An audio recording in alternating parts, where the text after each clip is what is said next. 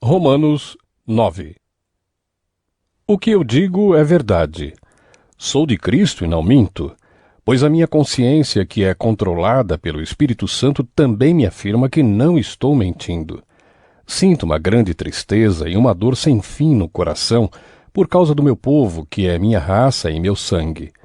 Para o bem desse povo, eu mesmo poderia desejar receber a maldição de Deus e ficar separado de Cristo. Eles são o povo escolhido por Deus. Ele os tornou seus filhos e repartiu a sua glória com eles. Deus fez suas alianças com eles e lhes deu a lei, a verdadeira maneira de adorar e as promessas. Eles são descendentes dos patriarcas, e como ser humano, Cristo pertence à raça deles. Que Cristo, que é o Deus que governa todos, seja louvado para sempre. Amém. Eu não estou dizendo que a promessa de Deus tenha falhado. De fato, nem todos os israelitas fazem parte do povo de Deus. Nem todos os descendentes de Abraão são filhos de Deus, pois Deus disse a Abraão: Por meio de Isaque é que você terá os descendentes que eu lhe prometi. Isso quer dizer que os que são considerados como os verdadeiros descendentes de Abraão são aqueles que nasceram como resultado da promessa de Deus, e não os que nasceram de modo natural. Pois, quando fez a promessa, Deus disse a Abraão o seguinte: No tempo certo, eu voltarei, e Sara, sua mulher, terá um filho. E mais ainda, os dois filhos de Rebeca tinham o mesmo pai, o nosso antepassado Isaque. Mas, para que a escolha de um deles fosse completamente de acordo com o plano de Deus, o próprio Deus disse a Rebeca: O mais velho será dominado pelo mais moço. Disse isso antes de eles nascerem e antes de fazerem qualquer coisa, boa ou má. Assim ficou confirmado que é de acordo com o seu plano que Deus escolhe aqueles que Ele quer chamar, sem levar em conta o que eles tenham feito. Como dizem as Escrituras Sagradas: Eu escolhi Jacó, mas rejeitei Esaú. O que vamos dizer então? Que Deus é injusto? De modo nenhum, pois Ele disse a Moisés: Terei misericórdia de quem eu quiser, terei pena de quem eu desejar. Portanto, tudo isso depende não do que as pessoas querem ou fazem, mas somente da misericórdia de Deus. Porque, como está escrito nas Escrituras Sagradas, Deus disse a Faraó: Foi para isto mesmo que eu pus você como rei, para mostrar o meu poder e fazer com que o meu nome seja conhecido no mundo inteiro. Portanto, Deus tem misericórdia de quem Ele quer e endurece o coração de quem Ele quer. Algum de vocês vai me dizer: se é assim, como é que Deus pode encontrar culpa nas pessoas? Quem pode ir contra a vontade de Deus? Mas quem é você, meu amigo, para discutir com Deus? Será que um pote de barro pode perguntar a quem o fez: Por que você me fez assim? Pois o homem que faz o pote tem o direito de usar o barro como quer. Do mesmo barro ele pode fazer 2 potes, um pote para uso especial e outro para uso comum. E foi isso que Deus fez. Ele quis mostrar a sua ira e tornar bem conhecido o seu poder. Assim suportou com muita paciência os que mereciam o castigo e que iam ser destruídos. Ele quis também mostrar como é grande a sua glória, que Ele derramou sobre nós, que somos aqueles de quem Ele teve pena e a quem Ele já havia preparado para receberem a sua glória. Pois nós somos aqueles que Deus chamou, não somente os que são judeus, mas também os não-judeus. Isso é o que Ele diz no livro de Oséias: Aqueles que não eram meu povo, eu chamarei de meu povo. A nação que eu não amava, chamarei de minha amada. E no mesmo lugar onde foi dito: Vocês não são o meu povo, ali eles serão chamados de os filhos do Deus vivo. E Isaías disse a respeito de Israel: Mesmo que o povo de Israel seja tão numeroso como os grãos de areia da praia do mar, somente alguns deles serão salvos. pois o Senhor julgará logo e de uma vez o mundo inteiro. Como o próprio Isaías tinha dito antes: se o Senhor Todo-Poderoso não nos tivesse deixado alguns descendentes, seríamos agora como a cidade de Sodoma, estaríamos destruídos como Gomorra. O que vamos dizer então? Vamos dizer isto: os não-judeus que não procuravam ser aceitos por Deus foram aceitos por meio da fé. Porém, o povo de Israel, que procurava uma lei para ser aceito por Deus, não encontrou o que estava procurando. E por que não? Porque eles procuravam alcançar isso por meio das suas ações e não por meio da fé. Eles tropeçaram na pedra de tropeço, como dizem as Escrituras Sagradas: vejam, estou colocando em Sião uma pedra em que eles vão tropeçar, a rocha que vai fazê-los cair. Mas quem crer nela não ficará desiludido. Romanos 10. Meus irmãos, desejo de todo o coração que o meu próprio povo seja salvo, e peço a Deus em favor deles, porque eu sou testemunha de que eles são muito dedicados a Deus. Mas a dedicação deles não está baseada no verdadeiro conhecimento, pois eles não conhecem a maneira como Deus aceita as pessoas e assim têm procurado conseguir isso da sua própria maneira. Eles rejeitaram o modo de Deus aceitar as pessoas, porque com Cristo a lei chegou ao fim, e assim os que creem é que são aceitos por Deus. Pois o que Moisés escreveu a respeito de as pessoas serem aceitas por Deus pela obediência à lei foi isto: viverá aquele que fizer o que a lei manda. Porém, quanto a ser aceito por Deus por meio da fé, Moisés diz o seguinte: não fique pensando assim: quem vai subir até o céu? Isto é, para trazer Cristo do céu. Nem pergunte: quem descerá ao mundo lá de baixo? Isto é, para fazer com que Cristo suba do mundo dos mortos. O que Moisés diz é isto: a mensagem de Deus está perto de você, nos seus lábios e no seu coração. Isto é, a mensagem de fé que anunciamos. Se você disser com a sua boca, Jesus é Senhor, e no seu coração crer que Deus ressuscitou Jesus, você será salvo, porque nós cremos com o coração e somos aceitos por Deus. Falamos com a boca e assim somos salvos, porque as Escrituras Sagradas dizem: quem crer nele não ficará desiludido. Isso vale para todos, pois não existe nenhuma diferença entre judeus e não-judeus. Deus é o mesmo Senhor de todos e abençoa generosamente todos os que pedem a sua ajuda, como dizem as Escrituras Sagradas: todos os que pedirem a ajuda do Senhor serão salvos. Mas como é que as pessoas irão pedir se não crerem nele? E como poderão crer se não ouvirem a mensagem? E como poderão ouvir se a mensagem não for anunciada? E como é que a mensagem será anunciada se não forem enviados mensageiros? As Escrituras Sagradas dizem: como é bonito ver os mensageiros trazendo boas notícias. Mas nem todos aceitam a boa notícia do Evangelho. Foi Isaías quem disse: Senhor, quem creu na nossa mensagem? Portanto, a fé vem por ouvir a mensagem, e a mensagem vem por meio da pregação a respeito de Cristo. Mas eu pergunto, será que eles não ouviram a mensagem? É claro que ouviram.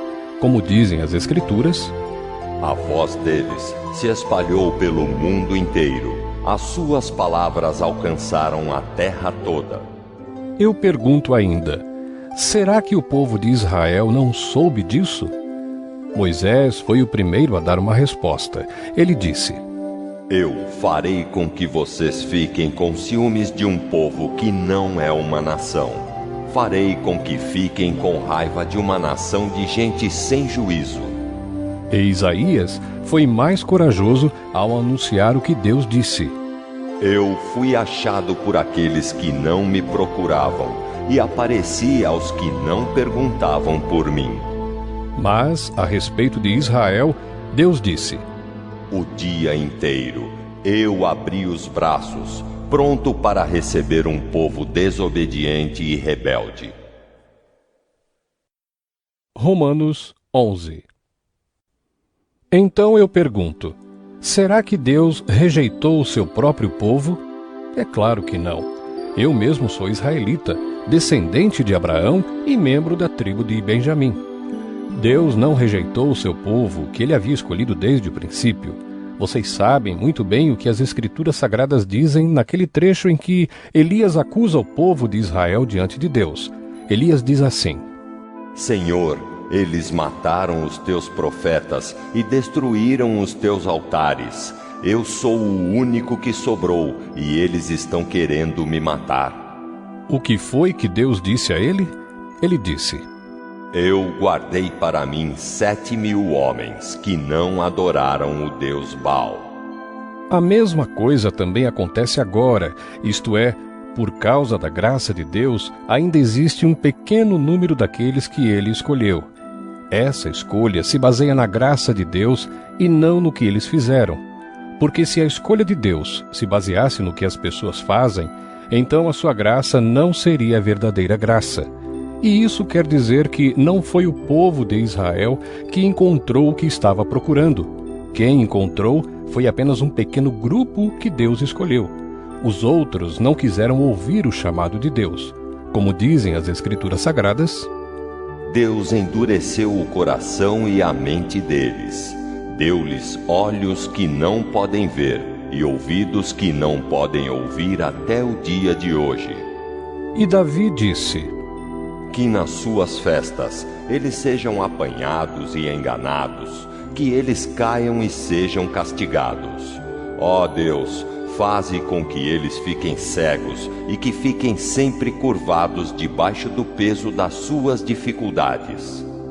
Agora eu pergunto, quando os judeus tropeçaram, será que eles caíram para nunca mais se levantarem? É claro que não.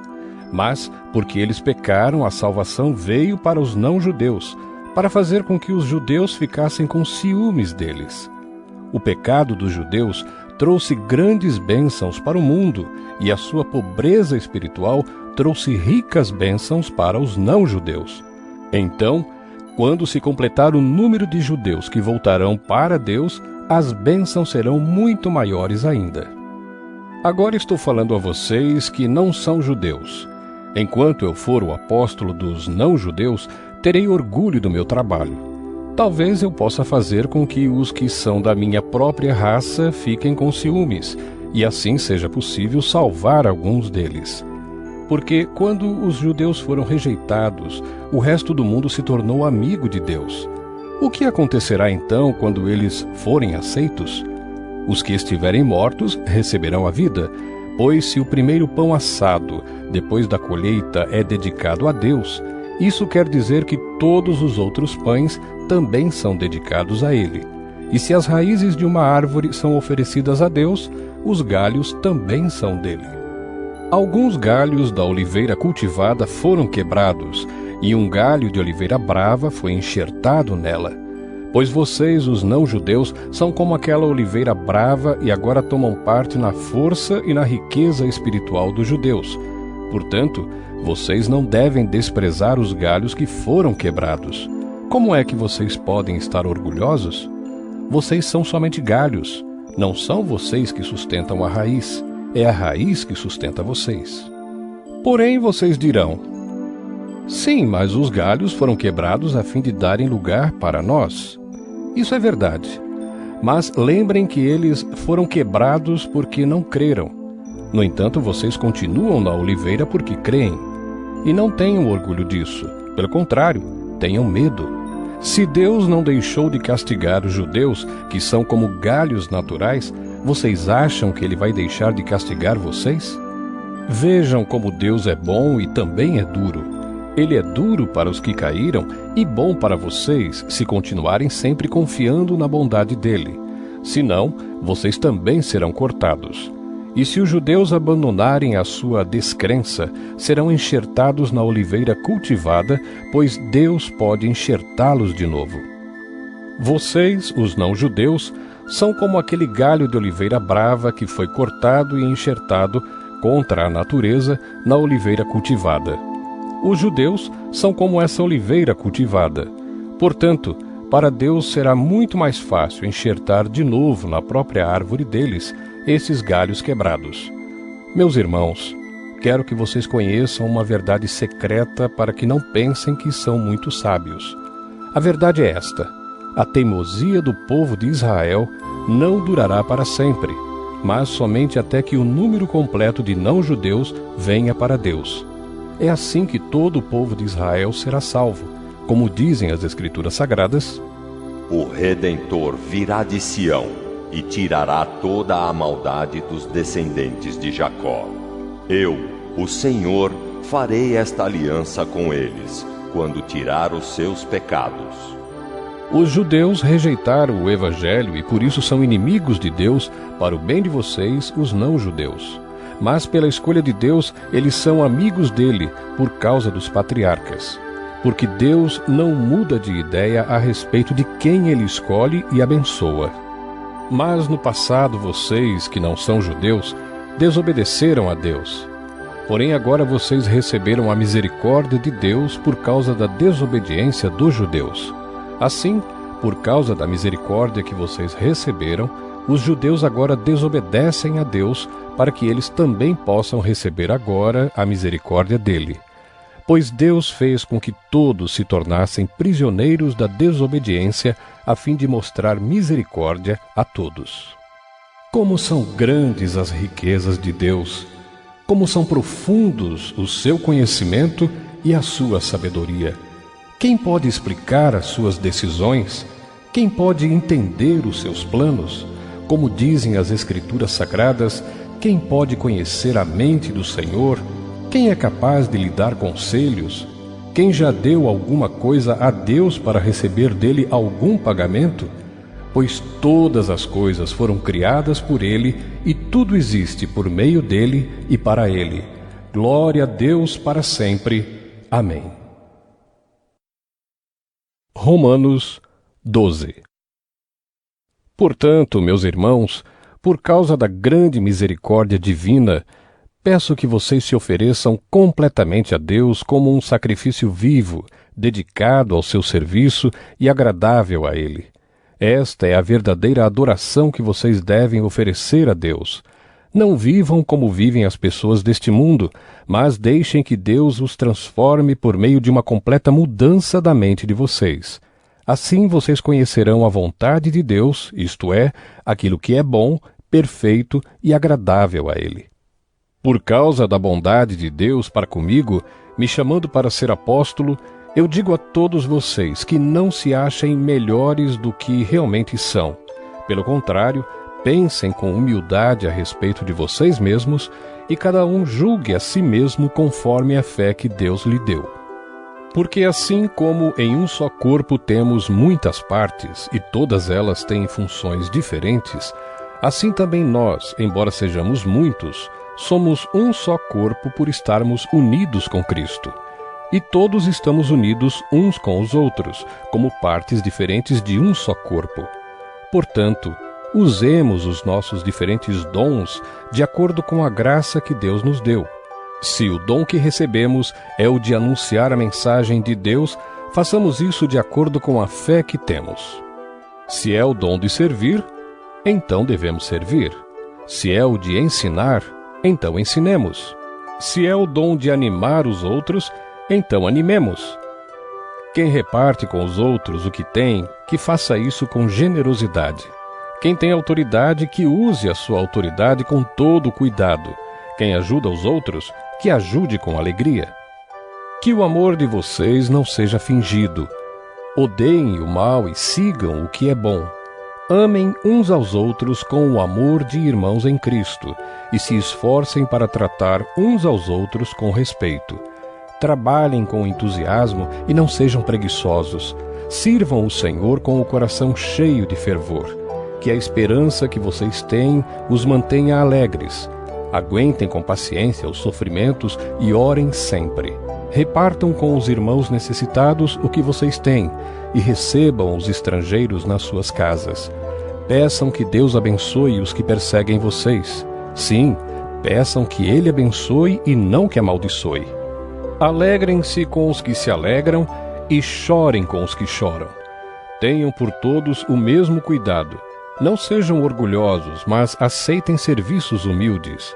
Que nenhum de vocês fique pensando que é sábio. Não paguem a ninguém o mal com o mal. Procurem agir de tal maneira que vocês recebam a aprovação dos outros. No que depender de vocês, façam todo o possível para viver em paz com todas as pessoas. Meus queridos irmãos, nunca se vinguem de ninguém. Pelo contrário, deixem que seja Deus quem dê o castigo, pois as Escrituras Sagradas dizem: Eu me vingarei, eu acertarei contas com eles, diz o Senhor. Mas façam como dizem as Escrituras. Se o seu inimigo estiver com fome, dê comida a ele. Se estiver com sede, dê água, porque assim você o fará queimar de remorso e vergonha. Não deixem que o mal vença vocês, mas vençam o mal com o bem. Romanos 13. Obedeçam às autoridades todos vocês, pois nenhuma autoridade existe sem a permissão de Deus, e as que existem foram colocadas nos seus lugares por Ele. Assim, quem se revolta contra as autoridades está se revoltando contra o que Deus ordenou, e os que agem desse modo serão condenados. Somente os que fazem o mal devem ter medo dos governantes, e não os que fazem o bem. Se você não quiser ter medo das autoridades, então faça o que é bom e elas o elogiarão. Porque as autoridades estão a serviço de Deus para o bem de você. Mas se você faz o mal, então tenha medo, pois as autoridades de fato têm poder para castigar. Elas estão a serviço de Deus e trazem o castigo dele sobre os que fazem o mal. É por isso que você deve obedecer às autoridades, não somente por causa do castigo de Deus, mas também porque a sua consciência manda que você faça isso. É por isso também que vocês pagam impostos, pois quando as autoridades cumprem os seus deveres, elas estão a serviço de Deus. Portanto, paguem ao governo o que é devido. Paguem todos os seus impostos e respeitem e honrem todas as autoridades. Não fiquem devendo nada a ninguém. A única dívida que vocês devem ter é a de amar uns aos outros. Quem ama os outros está obedecendo à lei. Os seguintes mandamentos: Não cometa adultério, não mate, não roube, não cobice. Esses e ainda outros mais são resumidos num mandamento só: Ame os outros como você ama a você mesmo. Quem ama os outros não faz mal a eles. Portanto, amar é obedecer a toda a lei. Vocês precisam fazer todas essas coisas porque sabem em que tempo nós estamos vivendo. Chegou a hora de vocês acordarem, pois o momento de sermos salvos está mais perto agora do que quando começamos a crer. A noite está terminando e o dia vem chegando. Por isso, paremos de fazer o que pertence à escuridão e peguemos as armas espirituais para lutar na luz. Vivamos decentemente como pessoas que vivem na luz do dia. Nada de farras ou bebedeiras, nem imoralidade ou indecência, nem brigas ou ciúmes. Mas tenham as qualidades que o Senhor Jesus Cristo tem e não procurem satisfazer os maus desejos da natureza humana de vocês. Romanos 14. Aceitem entre vocês quem é fraco na fé, sem criticar as opiniões dessa pessoa. Por exemplo, algumas pessoas creem que podem comer de tudo, mas quem é fraco na fé come somente verduras e legumes.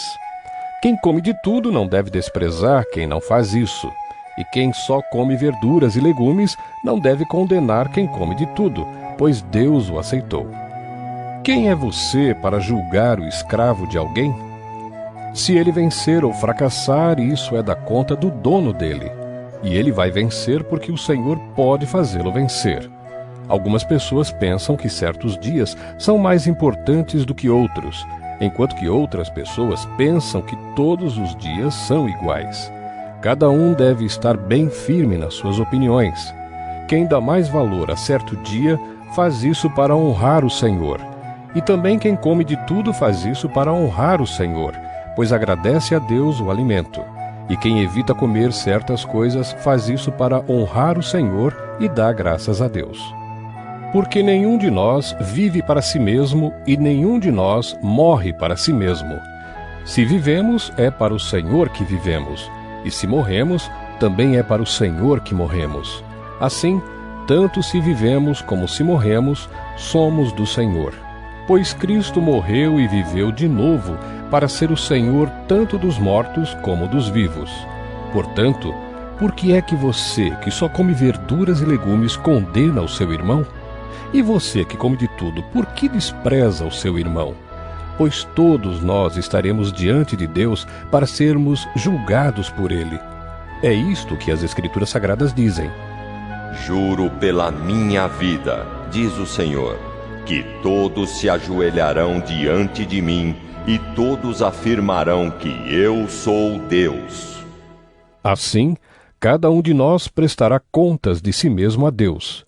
Por isso, paremos de criticar uns aos outros. Pelo contrário, cada um de vocês resolva não fazer nada que leve o seu irmão a tropeçar ou cair em pecado. Por estar unido com o Senhor Jesus, eu estou convencido de que nada é impuro em si mesmo. Mas se alguém pensa que alguma coisa é impura, então ela fica impura para ele. Se você faz com que um irmão fique triste por causa do que você come, então você não está agindo com amor. Não deixe que a pessoa por quem Cristo morreu se perca por causa da comida que você come.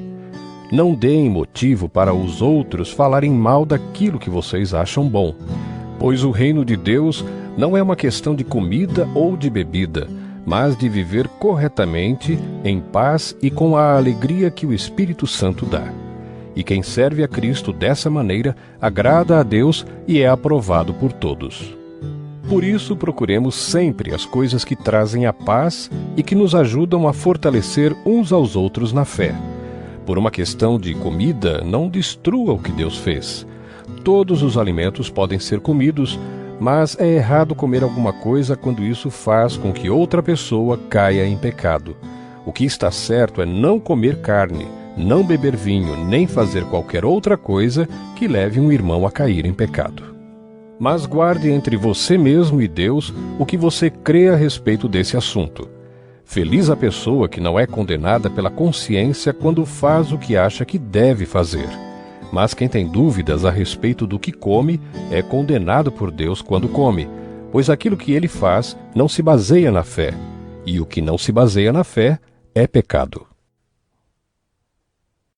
Romanos 15. Nós que somos fortes na fé, devemos ajudar os fracos a carregarem as suas cargas, e não devemos agradar a nós mesmos. Pelo contrário, cada um de nós deve agradar o seu irmão para o bem dele, a fim de que ele cresça na fé. Pois nem o próprio Cristo procurou agradar a si mesmo. Pelo contrário, como dizem as Escrituras Sagradas, as ofensas daqueles que te insultaram cairão sobre mim.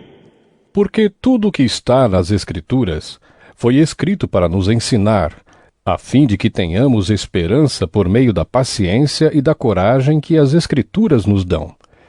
Que Deus, que é quem dá paciência e coragem, ajude vocês a viverem bem uns com os outros, seguindo o exemplo de Cristo Jesus.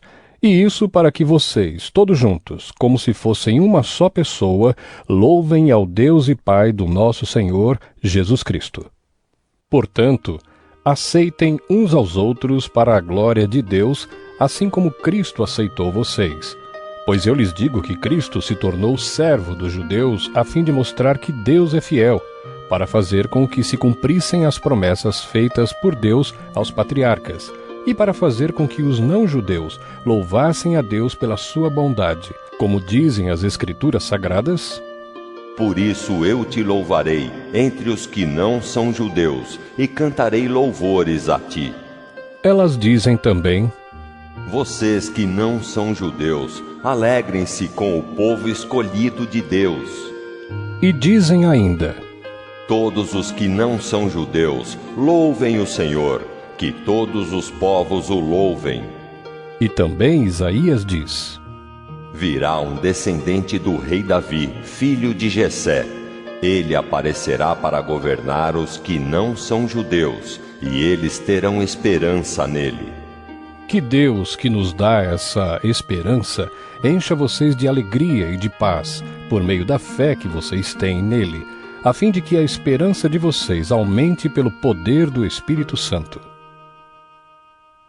Meus irmãos, estou certo de que vocês estão cheios de bondade, sabem tudo o que é preciso saber e são capazes de dar conselhos uns aos outros.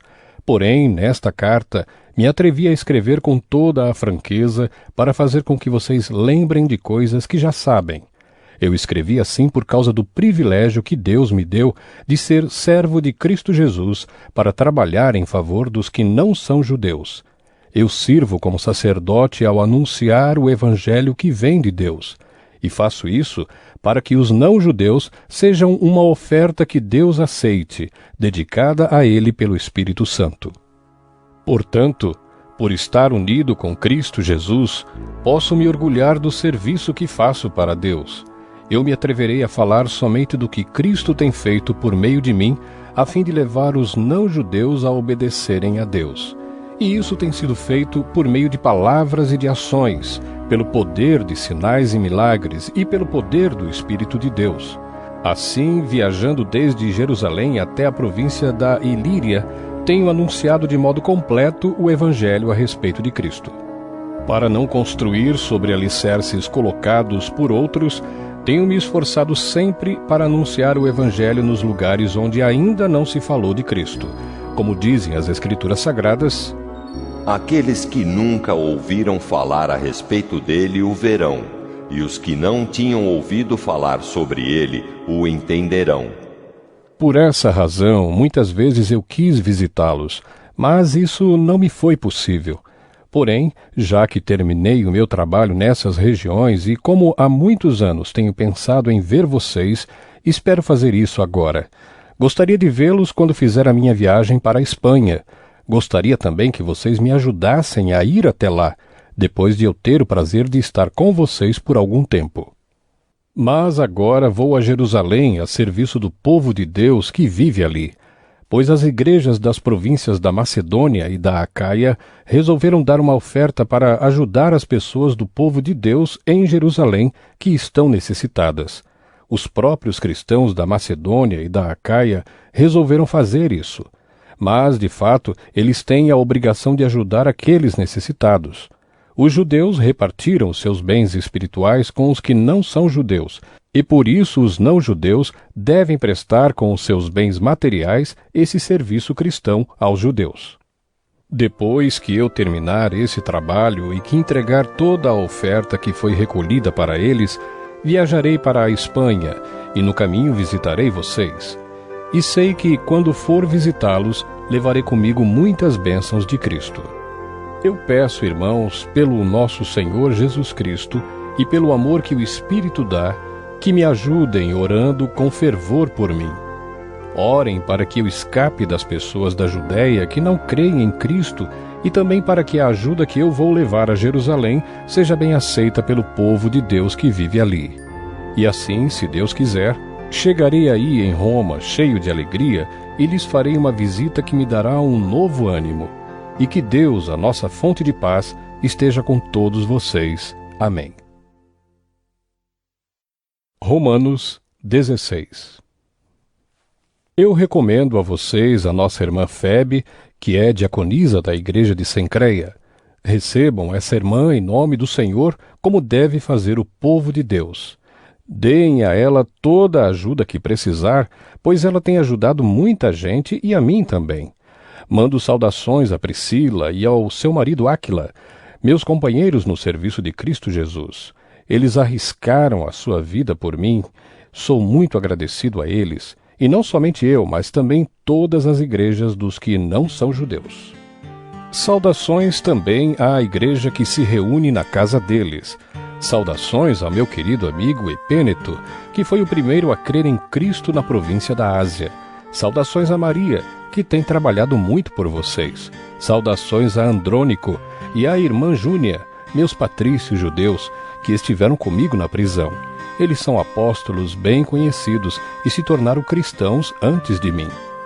Saudações a Ampliato, meu querido irmão no Senhor, e também a Urbano, nosso companheiro de trabalho no serviço de Cristo, e ao meu querido amigo Estaques. Saudações a Apeles, um irmão que tem dado muitas provas da sua fé em Cristo. Saudações ao pessoal da família de Aristóbulo. Saudações a Herodião, meu patrício judeu, e aos irmãos no Senhor da família de Narciso.